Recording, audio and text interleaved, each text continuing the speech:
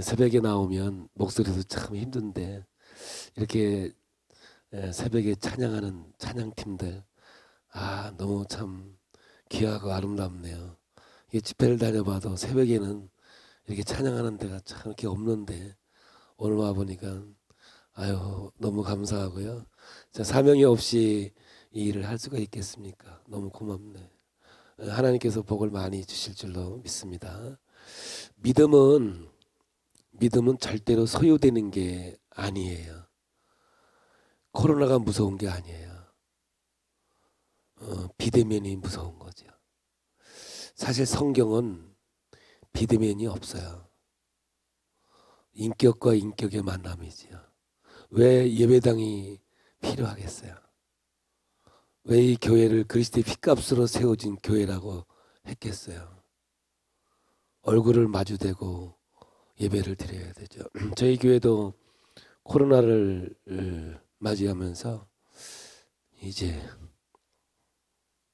방송으로 예배가 진행이 되는데 한 집사님이 저한테 고발하는 거예요. 목사님, 우리 집사님요 잠옷 입고 예배 드렸어요. 잠옷 입고 주일날 옷 입고 제가 그랬거든요. 옷 입고 자리를 잡고 교회에서 예배 드리시 예배 드려라 그렇게 광고를 했는데도 자기 신랑이 집사님인데 잠옷 입고 예배 드렸대. 그래가지고 옷 입고 예배 드리자 그랬더니 막 뭐라고 신경질을 냈다고 저한테 고발을 하더라고요. 진짜 우리가 예배라고 하는 것은 구별된 거고 하나님 앞에 드려지는 것인데 참 그러지 못한 것 같아요. 그래서 신앙생활 해보면 여러분들 3주만 빠지면요 내가 예수 믿는 사람 맞아? 이렇게 돼요. 지금 우리나라의 기독교 인구가요 굉장히 많이 줄었거든요. 요즘에 가나안 성도라고 아세요? 가나안 성도? 거꾸로 뒤집어서 안나가 성도 이 많아졌어요. 저희가 이제 40일 전도 축제가 시작이 되어지면서 부활절 날 끝나는데 우리 교회는 진짜 안나가 가나안 성도를 찾아보니까 굉장히 많더라고요. 여러분들 이 새벽을 깨워 하나님께 드린다는 게 왜 이렇게 중요하냐면요. 믿음은 절대 소유되는 게 아니기 때문에 그날 하나님 말씀이 양식이 되어서 내게 은혜가 되고 능력이 되지 않으면 우리는 믿는 것 같지만 그렇지 못해요. 그래서 예수님께서 마지막 때 믿는 자가 있겠냐 아주 부정적이거든요. 왜 좋은 길이고 찾는 자가 적겠습니까? 믿는다는 이름만 가지고 있지 진짜 내 안에서 하나님을 믿는 믿음 안에서 주의 길을 걸어가는 자 하나님이 원하시는 게 이런 게 아니겠어요? 천국이라는 것이 그냥 아무나 갈 수 있는 게 아니라 하나님께서 믿음을 통해서 역사하신 하나님의 능력이거든요. 그래서 오늘 제가 이제 하나님 말씀을 전하고 목회를 하면서 제일 중요한 게 뭐냐면 이 깨달음이더라고요. 인격적인 하나님과의 만남은 깨달음이 없이는 믿음이 성숙하지 않다고요. 늘 어린아이에 머물러 있더라고요. 이 깨달음은 하나님 말씀을 통해서만 깨닫는 거 아니겠습니까? 깨달아야 열려져요. 영이나 육이 열려야 깨달아지거든요. 근데 깨달아지는데 열려지는데 뭐가 열려지느냐면요. 나를 향해서 열려져요. 나를 향해서.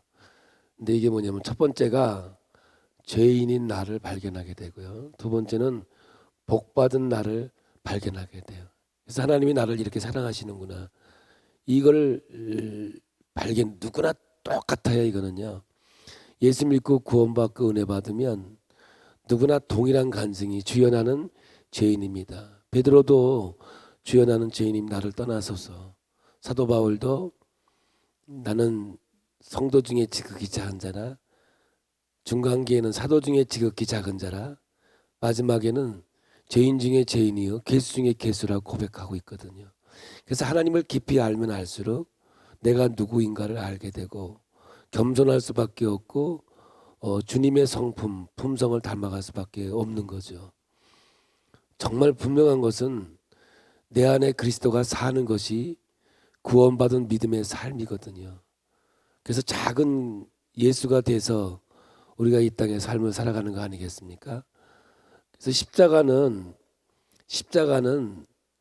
내가 누구인가 하는 것을 발견하는 자리가 돼야 되지, 십자가가 불쌍하게 여겨지거나 우리 예수님 얼마나 아프셨나, 우리 예수님 너무 고통스러웠겠나, 그쪽으로 가면 이게 진짜 안타까워지는 거예요. 철저히 내가 누구인가를 발견할 때 하나님의 역사를 경험하거든. 근데 이 깨달음은 절대로 그냥 깨달아지지 않아요. 그냥 뭐 세월이 간다고 깨달아지지도 않고요. 이게 훈련을 해야 돼요. 신앙은 훈련이, 이 새벽도요 아무나 나오는 게 아니에요. 모처럼 한번 새벽 나가려면요 12시에 깼다, 1시에 깼다, 2시에 깼다, 그 다음에 6시에 깬다니까. 4시에 깨야 교회 나오는데 진짜 새벽에 가려고 마음먹으면 꼭 1시, 2시, 3시, 그 다음에 6시. 이게 쉽지 않은 거야 이게. 그러니까 하나님께서 우리에게 예수님도 습관처럼 감림산에서 기도하는 모습을 성경에서 기록하고 있잖아요. 그래서 습관이 능력이 되는 거거든요. 이게 훈련인데 다른 말로 얘기하면 배움이죠. 이게 우리 기독교는 말씀을 배워야 돼요. 훈련이 돼야 되지 않으면 안 돼서 그냥 감정은 믿음이 아니거든요. 오늘 좋았다가 저녁에 나빠지는 거, 그런 건 신앙이라고 안 그래요. 그래서 믿음은 절대 소유되지 않아요. 저도 노하는 목사가 지금 목사니까 말씀을 들고 있으니까는 신앙인 같이, 저도 만약에 한 달 동안 예배 안 드리고 성경 안 보면요 내가 예수 믿는지 안 믿는지도 잘 모를 정도라고요. 누구나 예외 없어요. 근데 이 훈련이 뭐냐 하면 기독교에는 말씀이지만 결국은 이 만남이라는 걸 통해서 이루어지죠. 그래서 우리의 신앙은요 앞산에서 10년, 뒷산에서 10년, 뭐 옆산에서 10년, 30년 동안 통성기도 금식기도 했다고 믿음이라고 안 해요. 너와 나와 관계 속에서 성숙되어지는 신앙이죠. 그래서 기독교를 다른 말로는 공동체라고 그래요. 공동체, 사랑의 공동체, 밥상 공동체, 이런 공동체라는 말을 해요. 그래서 여러분이 소그룹 목회, 이렇게 이게 대배를 우린 연역법이라고 그래요. 연역. 제가 설교하는 거죠. 이게 설교하는 거는요 여러분들이 은혜를 받아요. 그렇죠? 받지만은 며칠 가면 다 잊어버리고 없어요. 그러면 내 믿음을 자라게 하고 성숙하는 건 뭐냐면 소그룹 목회인데, 귀납법이라 해서 이게 대화를 통해서 나의 고백을 통해서 신앙이 자라요. 여러분 듣고 있잖아요. 듣고만 있다고 해서 신앙이 자라는 건 아니에요. 여러분들이 이 들은 말씀을 나눌 때, 남한테 이야기할 때 이게 성령의 역사와 능력이 나를 성숙하게 하고 성장하게 하는 거예요. 그래서 소그룹 목회가 있는데 이걸 우리는 목장 예배, 뭐 우리는 속회, 구역회라고 하는데, 이런 모임 속에서 서로 대화를 통해서 교제를 통해서 신앙을 성장. 그래서 여러분들 이 만남의 이 과정이 없이는 절대 신앙이라고 하기도 어렵고 성숙이라고 하기도 어려워요. 근데 이걸 잘하는 사람들이 있어요. 이 만남을 잘하는 사람들이 믿음이 금방금방 빨리 성숙해지는 걸 볼 수가 있죠. 근데 정말 중요해요. 그래서 우리는 서로 사랑이에요. 이 사랑의 관계가 형성되지 않고 예를 들어서 뭐 예배만 드리고 쌩 가고, 예배만 드리고 쌩 가고, 이 교제가 없으면요. 그래서 우리가 정말로 교회가 부흥하는 게 예배 드리고 밥 먹고 교제하고, 이게 밥상 공동체라니까요. 식구라니까요. 근데 이 코로나 때문에 이런 것들이 다 사라지게 돼서 우리의 믿음이 앞으로 어떻게 될지 저도 안타까운 게 있는 거죠. 좋으면 밥을 먹어요. 좋은 친구는 다 밥 먹는 관계예요. 기분 나쁘면 밥 안 먹어요. 우리의 신앙은 이러한 이 가족 공동체와 같은 이런 형태를 띠고 있다고 해서 이 만남이 그렇게 중요한 거예요. 그래서 만남을 잘못하면은 신앙은 떨어지게 되고 교회가 정착이 안 되고 떠돌아다니고 뭐 이럴 수밖에 없어요. 여기 가면 사람이 없나요? 저기 가면 사람이 없나요? 어디든지 다 사람이 있죠. 그래서 이 만남의 관계를 잘 이룰 때 하나님의 역사가 있는 거죠. 우리 기독교는 십자가라 그러죠. 십자가를 딱 세워놨거든요.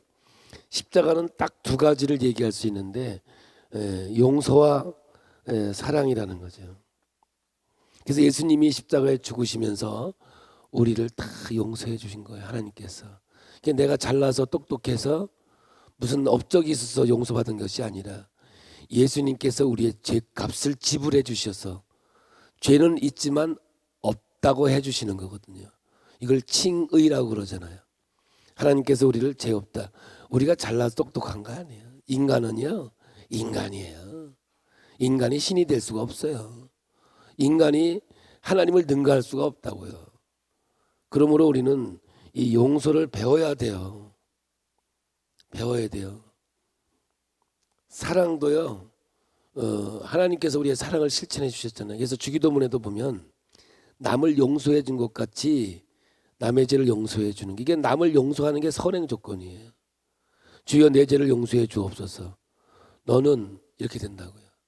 너는 남을 용서하고 있니? 이렇게 물어보거든요. 그때 용서했습니다. 그러면 그게 너의 증거야. 근데 나는 저 사람 용서 못하겠어요. 그럼 너도 아직이야. 내가 어떻게 하느냐가 나의. 자, 어제 대뇌 구조 얘기했죠. 오늘 처음 오셨어요? 어제 안 오셨어요? 이거 잊어버리면 안 돼요. 성경 전체를 이 세 가지가 어우러져요. 대뇌 구조, 주어를 모른다, 시제를 모른다, 언어의 지배를 받는다. 이게 성경 전체 구조라고요. 그래서 여러분, 이 용서, 내가 먼저 남을 용서해 준 것이 나에게 열매라니까요. 내가 남을 용서 안 하는데 하나님 나를 용서했다고요? 그건 자기 도취예요. 여러분, 죄가 뭔지 아세요? 죄는 자기 중심이에요. 자기 중심이에요. 그럼 내가 용서받았다는 게 뭐예요? 타인 중심이에요. 죄는 다른 게 아니에요. 나예요, 나. 근데 은혜 받으면 너예요. 그래서 자기 얼굴 못 봐요. 거울을 봤다가 싹 돌아서면 얼굴 없어졌어요? 근데 자기 얼굴 기억이 잘 안 나요. 혹시 자기 얼굴 기억나시는 분 있으세요? 하나님이 구조를 그렇게 만들었다고요. 근데 남의 얼굴은요, 주근깨가 몇 개 있는 것까지 알아요. 남의 눈에 있는 남의 눈에 있는 티는 다 보지만 자기 눈에 있는 들보 못 봐요. 자기의 흠을 보는 사람, 이거는 성자예요. 그래서 남을 통해서 내가 보이는 거예요. 저 사람이 웃고 있으면 내가 웃고 있는 거고, 저 사람이 화내고 있으면 내가 화내고 있는 거예요. 그게 증표란 말이에요. 착각하면 안 돼요. 그래서 은혜 받으면 타인 중심으로 옮겨가게 돼 있는 게 그리스도인의 영성이에요. 그래서 예수님도 그걸 우리에게 보여주었잖아요. 하나님과 동등됨을 취하지 아니하고 이 땅에 인간을 오셔서 우리가 같이 됐다니까요. 우리를 위해서 죽어주신 하나님의 사랑이에요. 그래서 너희는 세 계명을 준대. 그게 뭐예요? 끝까지 용서하는 거고요. 그리고요, 끝까지 사랑하는 거. 이 두 가지를 십자가를 통해서 우리에게 주신 거거든요. 그러므로 저와 오늘 여러분은, 기독교는 십자가의 종교예요. 우리 십자가 믿는 게 아니에요. 십자가를 통해 주신 하나님의 능력을 믿는 거거든요. 그게 뭐예요? 용서와 사랑이죠. 그래서 진짜 거듭난 그리스도인은 이 말씀이 나의 삶이 되고 열매가 되는 거예요. 그래서 스데반도 자기를 향해 돌을 던지는 양을 향해서 저들이 알지 못해서 그러니 용서해달라고. 그러면 우리는 다른가요? 아니에요, 여러분들. 그래서 여러분, 이 용서를 배워야 돼요. 그냥 안 생기거든요. 그래서 만남을 통해서 훈련이 된다 그랬잖아요. 그러니까 뭐냐면 미운 사람이 있어야 용서를 배우는 거죠. 그래서 여러분, 우리가 이 땅 위에 숨쉬고 살아가는 날 동안에 미운 사람 안 없어져요. 없어졌나 싶으면 7배나 센 사람이 또 생긴다니까. 이 땅에 미운 사람 안 없어져요. 이게 해결돼야 없어져요. 그리고 사랑은요, 원수가 있어야 사랑을 배워요. 그래서 에베소에 보면 우리가 아직 원수 되었을 때, 하나님과 원수 되었을 때에 하나님이 독생자를 이 땅에 보내주셔서 십자가에서 죽으시면서 우리에게 사랑을 확증시켜 주신 거거든요. 이 기독교예요. 그래서 우리가 은혜를 받으면, 은혜라는 말은 뭐냐면 6월절 피를 보고 넘어가다. 넘어가는 거예요. 넘어가야 돼요. 근데 그냥 넘어가야지 짚고 넘어가면 안 돼요. 어떤 사람은 어떻게 그냥 넘어가냐, 짚고 넘어가야지 이렇게 얘기하거든요. 이게 영적 건강이거든요. 이 영적인 문제를 해결하지 못하면요, 우리는 늘 넘어졌다 일어났다, 일생 동안 이것만 하다가 진짜 구원받는지 안 받는지 모르고 끝날 때가 많다고요. 저는 이제 이 간증을 여러분에게 하려고 해요. 저는 고향이 충청북도 중흥은 앙서면 강천이라 해서 이천장원에서 음성장원을 거쳐 조금 가다 보면 광천 온천이 있는데 그게 용포예요. 앙성. 제 고향이 거기예요. 제가 충북 사람이에요. 근데 쟤는 거기서 또 이게 8km 들어가는 강천이라고 강가에서 살았어요. 저희 동네는 교회가 없고 9가구밖에 없는데 지금 가보니까는 집 한 채밖에 없더라고요. 다 없어지고. 근데 거기는 제가 절이 있었어요. 그래서 저는 어려서부터 절에서 컸어요. 바냐 바라 밀타 신경을 외우면서. 그러다가 이제 경기도 여주군 점등면으로 이사를 오게 돼요. 초등학교 때. 면소재지로 오니까 교회가 있지만 교회를 다니질 않았어요. 저는 이제 9남매예요. 제가. 우리 어머니가 13살에 시집 와서 15세 큰형을 낳아요. 우리 엄마하고 우리 큰형은 15살 차이예요. 애가 애를 낳아서 길르죠. 그래서 제가 이제 아들 7에 딸 2인데 제가 9번째 태어난 막내가 됐죠. 가난했어요. 정말 가난했어요. 그래서 가난해서 저는 중학교도 못 갔어요. 초등학교 졸업 맞고 못 가고 농사 짓고 있는데 제 담임 선생님 오더니, 완우야, 부모가 돈이 없으면 네가 돈 벌어서 중학교 가면 되지. 그렇다고 그걸 포기하고 이렇게 주저앉으면 되겠냐고. 참 저는 좋은 선생님을 만났어요. 정말 제 일생을 길을 열어주는 선생님을 만났어요. 이동우 선생님이 저한테 그렇게 하래요. 그래서 저를 학교에 취직을 시켜주셨어요. 1년 동안 학교에 사원을 했어요. 제가 1년 동안 돈을 벌어서 하루에 그때 70원씩 37, 21, 2,100원 받고 1년 동안 제가 학교에서 사원하고 돈 벌어서 중학교를 가게 돼요. 저는 동창이 초등학교 동창, 중학교 동창이 달라요. 근데 중학교 들어가니까 제 1년 후배지만 제 동창이 됐잖아요. 윤은규라는 친구를 만나요. 만나서 제 가을인데 저를 사과밭으로 데리고 가더라고요. 국광사과라고 사과를 사주는 거예요. 그래서 맛있게 먹었어요. 그랬더니 내일 교회 와야 된대요. 그게 뭔가 봤더니 이제 나중에 보니까 청동원 주일이야 그게. 내 이름을 교회에다가 한 달 전에 이름을 써놓고 자기가 기도를 했대요. 마지막으로 너를 이제 데리고 교회 가려고 오늘 사과 사줬대요. 그래서 안 간다 그랬더니 그거 사과 먹은 죄로 와야 된다는 거예요. 아유, 세게 나오더라고.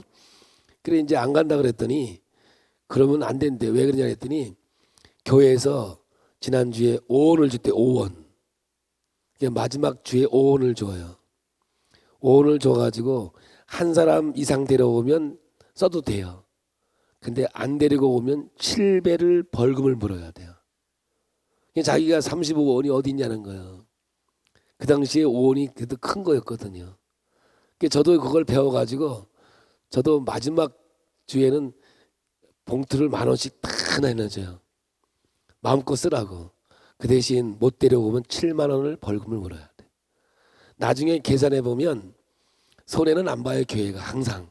왜냐, 돈으로 해결하는 사람들이 제법 있거든요. 그래서 어떤 사람 미안해가지고 10만 원 내는 사람도 있긴 있어요. 그래서 제가 이제 그 먹은 죄로 교회에 끌려가서 제가 목사가 된 사람이야. 한 번에. 하나님께서 그렇게 예비하신 것 같아요. 교회를 이제 나가서 이제 교회를 다니게 하는데 뭐 교회 탁구대가 있으니까 탁구 치는 즐거움으로 뭐 교회를 다녔죠. 뭐 예배 그때 뭐 합니까? 말씀이 뭔 줄 알겠어요. 근데 그해 겨울에 이렇게 부흥회를 했어요. 부흥회를 했는데 그때 부흥회는 월요일 저녁에 시작해서 토요일 날 새벽에 끝났어요. 참 길게 했어요. 그냥 수요일쯤 되면 목사님이 목이 쉬어서 알렐루야 다 이렇게 돼요. 목이 쉬어서. 근데 금요일 날 저녁에 철회를 했는데 그때 당시에만 120명 정도 모여가지고 예배를 드렸는데 결단을 하자는 거예요. 뭐냐 무슨 결단이냐면 이 시대에 목사가 필요하대요. 선교사가 필요하다는 거예요. 근데 그때는요 목사님이 진짜 없었어요. 우리 목사님은 우리 교회 예배 드리고 자전거 타고 옆 동네 가서 예배 드리는데 지금은 목사님이 많아가지고 우리 경상도 쪽에 오면 교인은 없어도 목사님은 있는 교회 많아요. 그렇게 목사님이 많거든요. 그때는 목사님이 없었어요. 결단하자는 거예요. 서원 기도하자는 거예요. 불을 끄라래더라고. 눈을 감으라는 거예요. 그때 내가 눈을 감았더라면 제가 여기 안 있었을지도 모르는데 눈을 이렇게 떠봤더니 손을 아무도 안 드는 거예요. 한 명도 안 들어요. 목사님이 너무 안타까운지 이렇게 내가 보니까 목사님이 아버지 이러는데 목사님이 얼마나 내가 어린 나이에 불쌍한지 목이 저렇게 쉬어가지고 열심히 했는데도 한 명도 손을 안 들어지 얼마나 불쌍해. 그러더니 여러분 난 지금까지 설교는 무슨 설교했는지 기억이 하나도 안 나요. 딱 요것만 기억나요. 여러분 주의 종이 필요합니다. 선교사가 필요합니다. 우리 결단합시다. 여기 학생도 있고 부모들이 있는데 주의 종을 만들어서 복음화를 해야 됩니다. 뭐 이런 거예요. 눈을 감고 손을 들으시라고 그러는 거예요. 기도해 주겠다고. 또 살짝 눈을 떠보니까 아무도 손을 안 드는 거예요. 그래서 내가 아주 목사님 불쌍해서 손을 이렇게 들어줬어요. 그랬더니 불을 켜려는 거예요. 이 사람의 이름이 뭐냐? 노아누라고. 이 사람이 손을 들었으니까 기도해 주자고 막 방언하고 막 랄랄라 하고 막 기도하는데 내가 그때 속으로 놀고 있네. 불쌍해서 손 들어줬구만 별소리 다 해. 이렇게 된 거죠. 그래서 제가 이제 중학교를 거기서 3년 동안 교회를 뭐 왔다리 갔다리 놀러 갔다 뭐 이렇게 신앙이 뭔지도 모르고 3년을 지냈어요. 그러다가 제가 이제 고등학교를 부산으로 가요. 사실은 제가 고등학교도 돈이 없으니까 철도고등학교를 돈 안 드는 학교를 가려고 원서를 써가지고 왔는데 우리 담임선생님이 서류를 잘못 만들어가지고 서류 미필로 서류를 안 받아주는 거예요. 그때 받아줬으면 아마 철도고등학교 나왔을지도 모르는데 그래가지고 서류를 안 받아가지고 학교 가가지고 선생님 서류가 미필돼가지고 서류도 안 받았는데 어떻게 선생님 돼가지고 이럴 수가 있냐고 막 울면서 막 대들었더니 야 그러지 말고 그 부산에 있는 국립 학교가 있는데 이번에 새로 생긴 학교인데 거기만 들어가면 3년 동안 장학금을 탈 수 있으니까 거기 가라. 그것도 뭐 그 학교에서 10등 안에 든 사람만 1차 서류에 합격하고 또 본시험은 2차로 봐야 되는데 넌 가라. 그래서 제가 이제 부산의 해운대에 있는 부산기계 국립부산기계 고등학교라 그 당시에 기계학교로는 제일 첫 번째 생긴 학교를 가게 됐어요. 이제 부산으로 가니까 고향을 떠나니까 교회밖에 갈 데가 없더라고요. 외롭고 힘드니까 그냥 늘 교회 다니면서 이제 그 당시에 박재봉 목사님이라고 당대의 진짜 영적 거장이에요.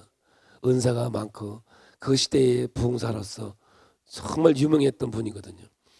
이제 3년 동안 신앙생활 열심히 하면서 그 하나님의 성령 체험도 하고 하나님을 깊이 은혜 받고 제가 이제 서울로 이제 취직이 돼서 온 게 저기 서울역 앞에 있는 옛날 대우 빌딩 지금은 이제 바뀌었지만은 거기에 취직하러 왔어요.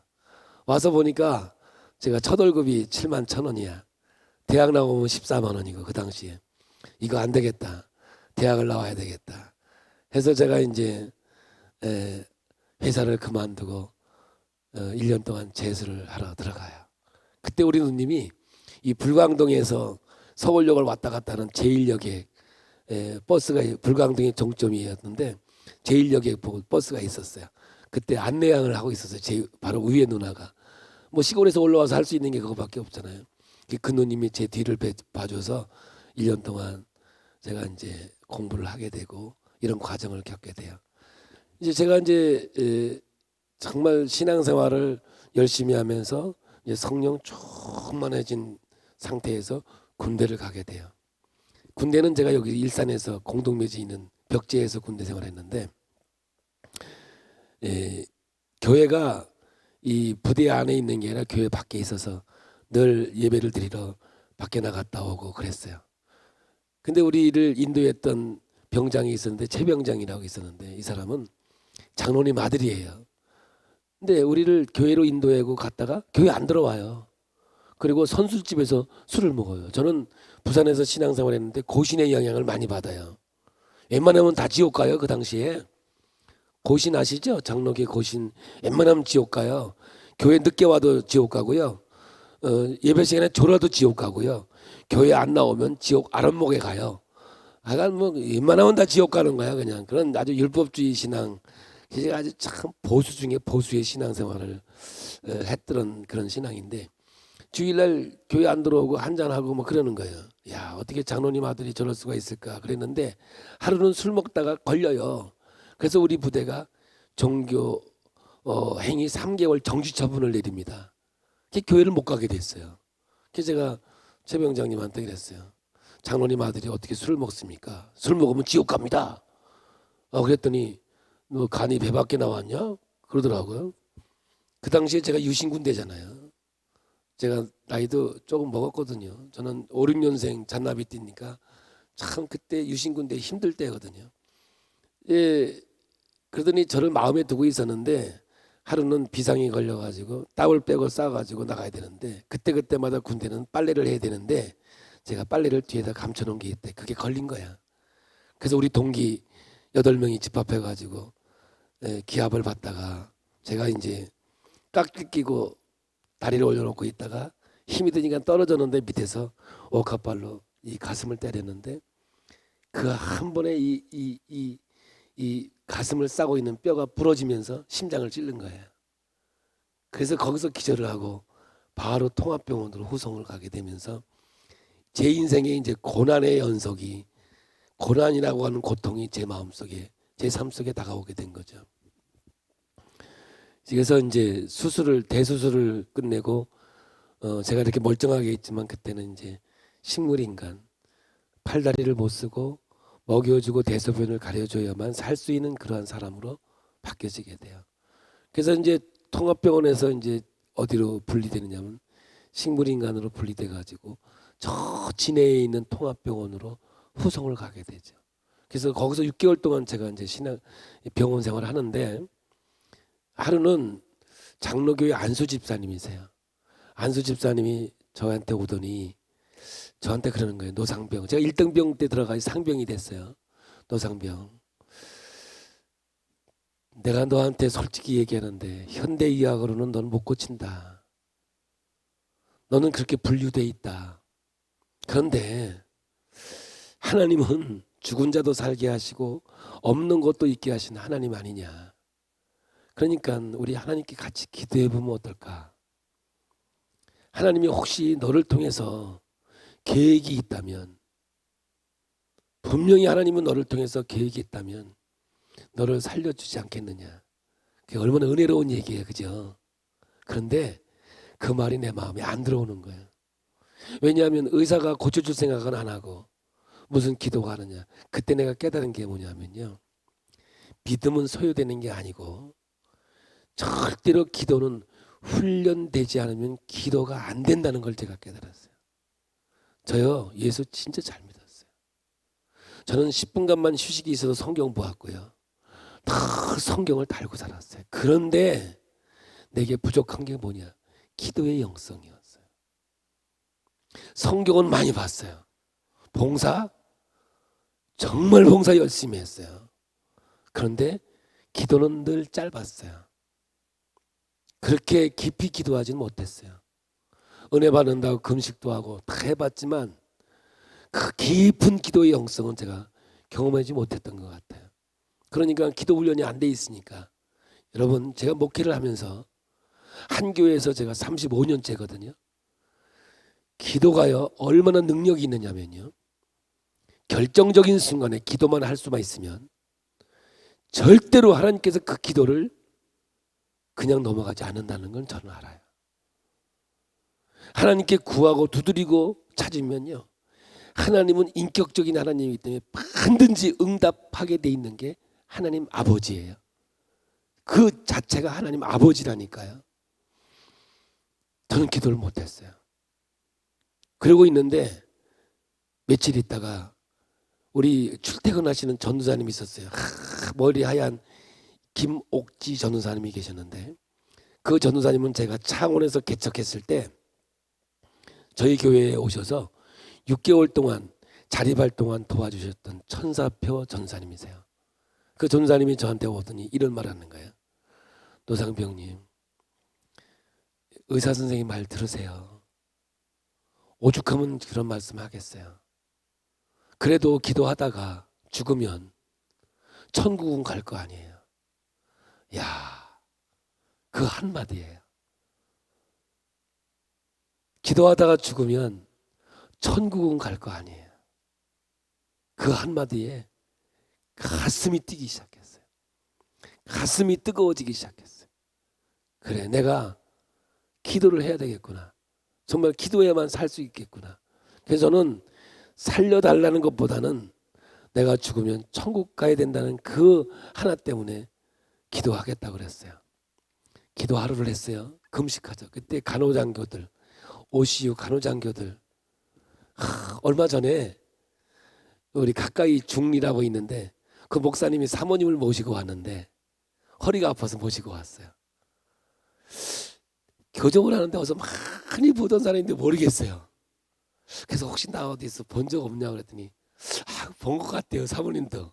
근데 누군지 모르겠대. 그래서 내가 자꾸 더듬어갔어요. 그래서 제가 지인의 통화병 했더니 자기가 그거 아니라 자기가 그 사모님 옛날에 뭐 하셨어요? 선생님 했더니 자기가 군대에서 간호사 했다는 거예요. 그럼 뭐 진해에서 혹시 안에 있었어요? 그랬더니 자기가 진해통합병원 출신이라는 거예요. 그래서 제가 그 얘기했더니 그때 그 노상병님이 나냐고 기억하고 있더라고요. 아이고 얼마나 반가운지, 둘이 붙잡고 얼마나 울었는지 몰라. 내가 죽은 줄 알고 있더라고요. 자기는 그때 같이 기도했던 그런 존재인데, 그러면서 제대를 했기 때문에 내가 죽어 있는 줄 알고 있더라고요. 근데 보고 아유 지금은 한 번씩 만나서 밥도 먹고 그러는데 이렇게 사람이 만나더라니까요. 간호장교들이 저를 위해 기도해주고 신의 요원들이 저를 위해서 기도했어요. 진짜 이 사랑은 지금도 잊을 수가 없어요. 자기 일처럼 기도해 주시는 이 지체들이 사랑이 전 지금도 감동을 느껴요. 하루가 지났는데 그 전사님이 오시더니 하는 말이, 노상병님 혹시 하나님 앞에 목사 되겠다고 서운한 적 없네요. 없다고. 생각해보래요. 없다고. 생각해보래요. 없다고. 저는 해본 적이 없거든요. 저는 장로님이 돼서 목사님을 도와가지고 목회를 돕는 자가 되려고 늘 기도하고 그렇게 훈련을 받았었거든요. 그랬더니 왜 그러시냐고 물어봤더니 자꾸만 기도만 하면 받쳐진 종이다, 받쳐진 종이다, 그런 마음이 들더래요. 목소리 들었냐 했더니 목소리는 못 들었대요. 그럼 뭐냐, 그런 마음이 들더래요. 에이 그건 전사님 생각이라고 그랬어요. 근데 그날 저녁에 기도하려고 눈을 딱 감는데 안개처럼 싹 지나가는 게 있는데, 제가 중학교 1학년 때 사과 먹은 죄로 끌려가서 교회 나갔다가 부흥회 참여해서 목사님 불쌍해서 손들어준 그게 진짜 처음으로 기억이 나는 거예요. 그래서 그 얘기를 제가 했더니 하나님은 농담도 들으신다. 나 그때 깜짝 놀랐어요. 하나님 농담도 들으신다네. 성경에 없는 것 같은데. 그래서 그러냐고. 그래서 저한테 물어보더라고요. 하나님이 노상병님 살려주면 목사 되겠니? 그때 안 된다는 사람이 어딨어요. 살려만 주면 목사 아니라 나도 코미디예요. 목사 할아버지도 된다고. 네, 그랬거든요. 그러면 서원길을 다시 하자는 거예요. 어떻게 했으면 좋겠냐 했더니 하나님께 헌금이 필요하대. 그게 제가 2,100원이 월급이었는데 그때 당시에 900원을 얹어서 3,000원을 봉투에 넣고 이렇게 썼어요. 살려주면 목사 되겠음. 이렇게 해서 올려놓고 하나님 앞에 이제 기도하기 시작한 거예요. 아, 하나님 나 살려주면 진짜 목사 되겠습니다. 하나님 다른 기도 필요 없잖아요, 그죠? 살려만 주면 주의 종이 되겠습니다. 그런 기도하는데 3일째 되는 이 새벽이에요. 새벽에 제 마음에 그렇게 평화로운 마음이, 진짜 그렇게 평화로운 마음이 드는 거예요. 그러면서 마음에 이렇게 들기를, 아, 하나님께서 나를 살려주시는구나, 이러한 마음이 내 마음에 밀려오더라고요. 그때 제가 주여 하면서 외쳐대기 시작했어요. 하나님께 외쳐대기 시작했어요. 그랬더니 손이 조금 이렇게 움직이기 시작했어요. 반응이 오기 시작했어요. 발가락도 조금씩 반응이, 움직인 게 아니고 조금 반응이. 여러분 영화에 보면 뭐 이렇게 있잖아요. 저는 전혀 그걸 못했었거든요. 그때 그 사진이 전 지금도 제가 가지고 있거든요. 그때부터 움직이니까요, 온몸이 다 아프기 시작해요. 이제 신경에 반응이 오니까 온몸을 다 뜨겁게 데워가지고 근육 살린다고 막 꺾기 시작하는데 이게 사는 게 아니에요. 이게 이때 이 고통은 이루 말할 수 없는데, 여러분 이 고통이 살았다고 하는 증거였어요, 저한테는. 왜냐, 주사를 놔도 안 아프고 찔러도 감각이 없을 때였거든요. 신경이 살아나니까 온몸이 다 아프기 시작하는데 이게 그렇게 감사하더라고요. 저는 예수님이 십자가에 못 박힐 때 왜 성경은 못 박혔다는 말만 기록했을까? 그 아프고 괴로운 것을 묘사하지 않았을까? 여러분, 이거는요, 우리가 묘사한 거예요. 영화에 나오고 예수님이 십자가 뭐 그 고통 피 흘리는 거, 그건 영화에나 나오는 거지 성경에는 그렇게 묘사하지 않아요. 그냥 간단하게 십자가에 못 박혔더라 이렇게만 나와요. 사복음서에다. 그 고통이 있었지만 그 표현을 그렇게 안 하고 있다. 그냥 뭐 어두워졌다, 빛을 잃었다, 천둥 지진이 일어났다, 이런 건 표현, 하나님의 심판에 대해서만 얘기했지 예수님의 고통에 대해서는 표현을 하고. 왜냐하면 불쌍히 여김 받을 자리가 아니거든요, 여러분. 우리 예수님 어떡해? 우리 예수님, 이게 아니거든요. 우리가 십자가의 예수를 불쌍히 여기는 게 아니라 우리가 불쌍히 여겨 받는 자리거든요. 내 죄가 드러나고 내 죄가 들키는 자리가 십자가 앞에서거든요. 그때 저는 그 고통 가운데 내가 누구인가를 알았어요. 내가 죄밖에 없는 존재임을 그때 깨닫게 돼요. 한없이 울었어요. 내가 하나님 앞에 죄진 것밖에 없는 인생임을 내가 이제 깨달았다고요. 하나님 앞에 얼마나 감사했는지 몰라요. 제가 이제 조금씩 걷기 시작했어요. 그랬더니 여러분 어떤 마음이 드냐면, 저를 때렸던 최병장이요, 저는 원수였어요. 저는 꿈속에서 칼로 찌르고 총으로 쏴보고 톱으로 켜보고 내가 안 해본 게 없어요. 언젠가 내가 태어나서 걸리면 내가 죽여버릴 거야, 이런 원한이 내 마음속에 떠난 적이 없어요. 내가 기도하면서요, 장로님 아들이 뭐 그런 인간이 있냐고, 그런 놈이 살아서 뭐 하냐고, 하나님 왜 그런 놈은 살려두냐고, 내 이런 기도도 하나님께 해봤어요. 그러니까 내 입술로 내 마음으로 악한 마음을 가져본 건 다 가져봤어요. 그런데 제가 기도하다가 하나님을 만났잖아요. 그런데요, 이 하나님을 경험하, 내가 앞으로 목사가 될 것이잖아요. 분명히 될 거잖아요. 그 은혜가 내게 임하고 나서는 이 최병장이 은인으로 바꿔버렸어요. 원수가 제 은인이 됐어요.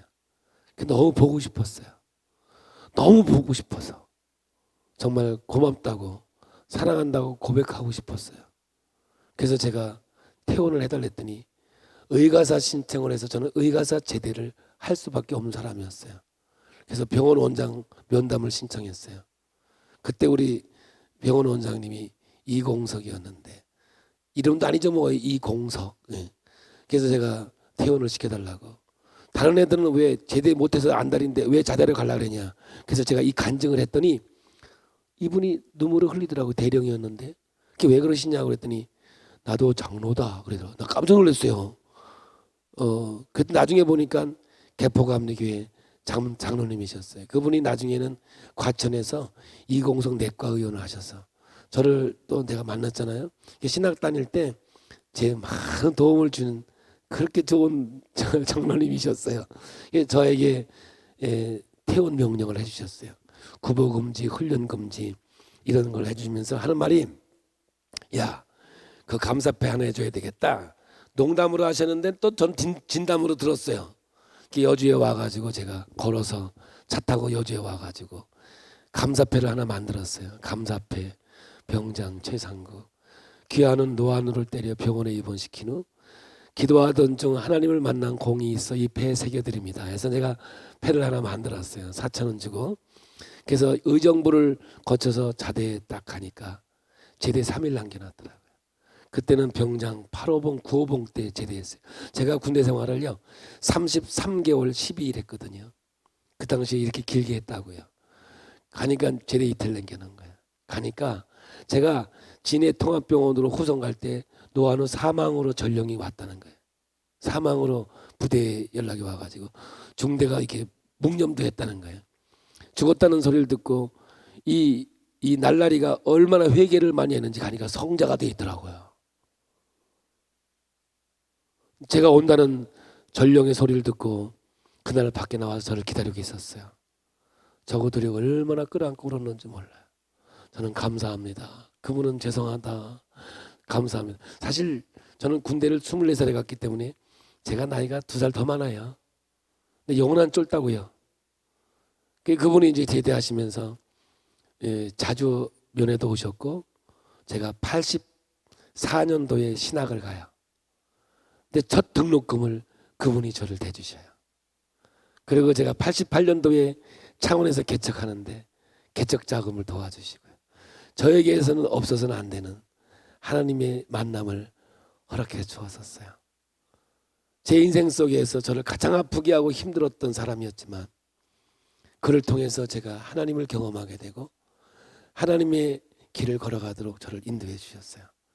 제 목회 가운데 안방에서 개척해서 왔으니 왜 힘든 일이 없겠어요? 왜 고통스러운 일이 없겠어요? 근데 하나님께서 주신 이 은혜가 그때마다 저를 지배하고 저를 다스려 주셨어요. 그리고 아픈 사람을 보면 제 마음과 같아요.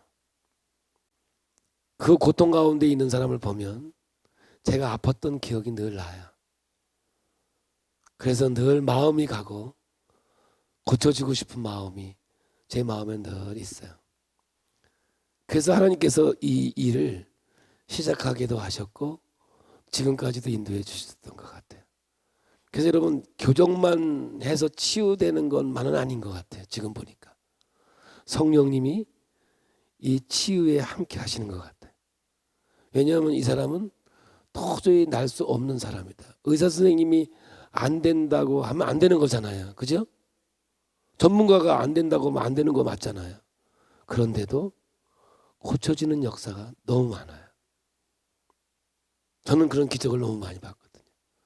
이 세상에서 안 된다고 해서 안 되는 것만은 아니에요. 진짜 죽은 자도 살게 하시고 없는 것도 있게 하시는 하나님께서 우리와 함께 하시고 그 역사를 이루시는 전능자임을 믿어요. 오늘 여러분 이 만남이요. 이거를 해결하지 못하면요. 우리는 늘 넘어질 수밖에 없어요. 그래서 여러분 이게 은혜를 받으면 미운 사람도 원수 넘어가요. 근데 은혜 떨어지면 또 미워지고 또 원수가 돼요. 그래서 믿음은요. 늘 은혜로 충만해야지 은혜로 충만하지 않으면 다시 고무줄 늙은 거가 다시 돌아가요. 그래서 새벽에 늘 만나를 먹듯이 하나님께서 만나를 통해서 광야에서 그 민족을 살렸듯이 말씀을 통해서 매일매일 우리가 영의 양식을 받지 않으면 목사조차도 힘들더라고요. 여러분 내 의지로 내 힘으로 신앙의 길 못 가요. 갈 수 없어요. 절대로 갈 수 없어요. 하나님이 주신 은혜로만 갈 수 있어요. 하나님이 주신 성령의 능력으로만 갈 수 있는 길이 우리가 가는 이 길이에요. 할렐루야. 하나님께서 역사할 줄로 믿습니다. 그러므로 오늘 여러분, 이 넘어간다는 것은 내 능력이 아니에요. 하나님 은혜 주세요. 성령 충만하게 주세요. 이게 뭐예요? 말씀의 은혜를 받는 거예요. 말씀의 깊이를 더하는 거예요. 그 말씀이 나를 지배해주고 다스려주는 게 그게 천국이에요. 천국은 다스림이고 통제거든요. 땅의 개념이 아니에요. 하나님이 나를 다스려주면 그게 천국이라고요. 그게 지금 하나님이 나를 다스려주면 지금 천국의 삶을 살아내는 거거든요. 그러므로 이 은혜가 나를 지배해주지 않으면 인간의 의지로는 사랑할 수 없어요. 인간의 의지는 용서할 수 없어요. 그래서 우리가 용서했다고 해서 사랑한다고 해서 영원토록 되는 게 아니에요. 우리는 왜? 우리가 죄가 없어서 죄인이 아닌 게 아니에요. 하나님께서 죄 없다 해주셔서 죄가 없는 거지. 믿으시죠? 혹시 여러분 뭐 나는 흠이 없는 의인이라고 생각하시는 분 있어요? 아니, 맞아요. 하나님께서는 그렇게 우리를 인정해 주셔요. 왜? 예수가 다 해결해 주셨기 때문에. 그러나 우리는 하나님 앞에서 내 자신을 보면 죄밖에 없는 존재거든요. 그래서 은혜를 받아야만 넘어갈 수 있는 하나님의 은혜. 저는 코로나가 오면서 아차 싶었어요. 비대면이 시작되면서 아차 싶었어요. 왜? 여러분, 코로나 겁 안 나요. 진짜 겁 안 나요. 근데 뭐가 겁나요? 비대면이 겁나요. 말씀의 은혜를 못 받으면요, 다 무너지게 돼 있어요. 절대로 여러분, 말씀이 없는 신앙생활은 감정으로 끝나버려요. 좋을 때뿐이에요. 그러므로 오늘 여러분, 우리의 만남, 이 예수를 만나는 게 가장 중요한 거지만 우리가 살아가는 동안에는 여러분, 작은 예수가 다 내 이웃이에요. 내 이웃을 내 몸처럼 사랑하라고 그랬잖아요. 믿습니까? 그냥 하신 말 아니라고요. 주님께서 내 마음에 오셔서 나를 지배해 주면 내 중심이 아니라 타인 중심으로 옮겨가면서 내 이웃을 내 몸처럼 사랑할 수가 있단 말이에요. 그런데 은혜가 떨어지면 안 된다는 말이에요. 그래서 절대로 믿음은 소유되는 게 아니니까 늘 믿음에서 주의 길을 걸어가기 위해서 매일매일 은혜를 받아야 되고 매일매일 주님과 교제하고 이 관계를 통해서만 이루어갈 수 있는 것이 오늘 우리 그리스도인의 삶이에요.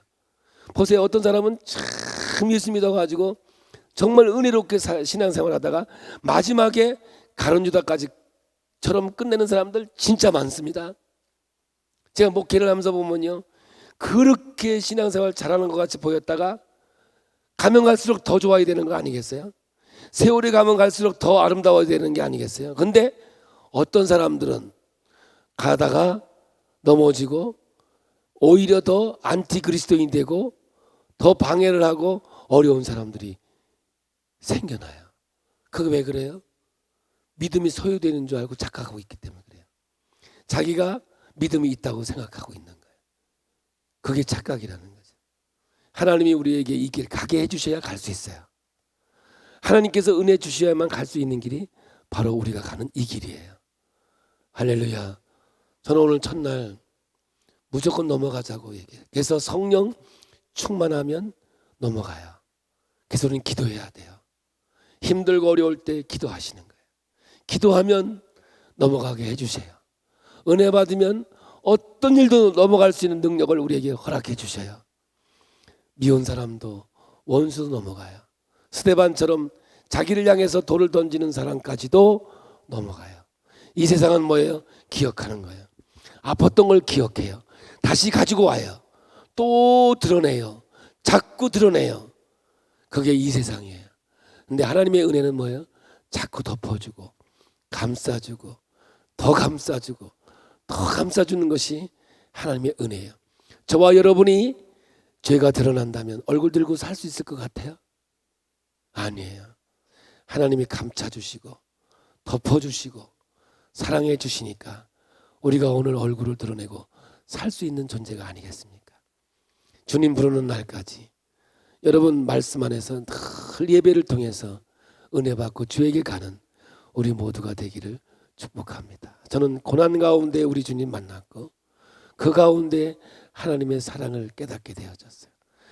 미리 신앙의 모든 기초는 있었지만 처음 어디에서 벼랑 끝에서 제 인생의 가장 낮은 자리에서 하나님을 만났고 경험했고 오늘 저를 인도해 주신 것 같아요. 사랑하는 성도 여러분, 하나님께서는 우리에게 복을 주실 줄로 믿습니다. 그러나 내 의지와 내 능력이 아닌 철저히 하나님이 은혜 주시고, 그래서 사도 바울처럼 내게 능력 주시는 자 안에서 내가 모든 걸 할 수 있는 거예요. 그러므로 여러분, 기도의 영성이 늘 살아있어야 돼요. 말씀의 은혜가 늘 나를 지배해 줘야 돼. 그래서 말씀과 기도가 늘 함께 갈 때 우리는 이 세상에서 끝까지 믿음을 지키며 주의 길 갈 수 있는 하나님의 자녀가 된다는 거 잊지 마시고, 오늘도 주와 더불어 행복하고 주에 가는 우리 모두가 되기를 축복합니다. 왜 나만 겪는 고난이냐고. 우리 찬송하고 기도하다 돌아가시는데, 한번 오늘 어떤 인간이 미운 사람인가? 다 어디에 있다고요? 마태복음 10장 28절, 사람의 원수는 어디에 있다고요? 집안에 있다고. 하나님의 은혜를 통해서 넘어가고 사랑하는 놀라운 역사가 우리 모두에게 있기를 축복합니다. 그래서 내 이웃을 내 몸처럼 사랑하라고 하신, 그래서 뭐 선교 가고 하는 거 다 귀해요. 봉사하고 헌신하고 귀해요. 그러나 나와 가장 가까운 자를 사랑할 수 있다는 것, 용서할 수 있다는 것이 하나님이 주신 능력이라는 사실, 이게 영적 건강이라는 걸 마음에 새기면서 영육혼이 흠없이 보존되어지는 우리 모두가 되기를 예수의 이름으로 축복합니다. 아멘.